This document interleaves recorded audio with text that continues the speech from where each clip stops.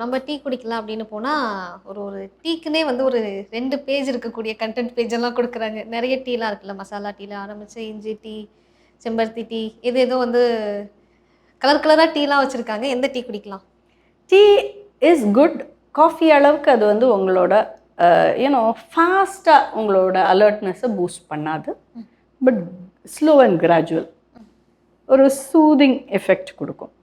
That is why there are people who prefer only tea, not coffee. So, டீயில் வந்து caffeine கண்டென்ட்டும் கொஞ்சம் கம்மி தான். நம்ம முதல்ல டிஸ்கஸ் பண்ண மாதிரி it has theonin, which is antioxidant, which also supports. So, colorful-ஆ இருக்கு. As you said, there are varieties and it is good.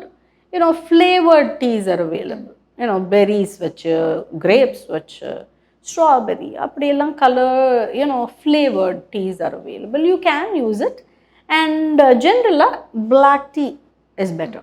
Because too much, there are people who drink at least 4 to 6 cups of tea every day. சும்மா இவ்வளோ குடிப்பாங்க.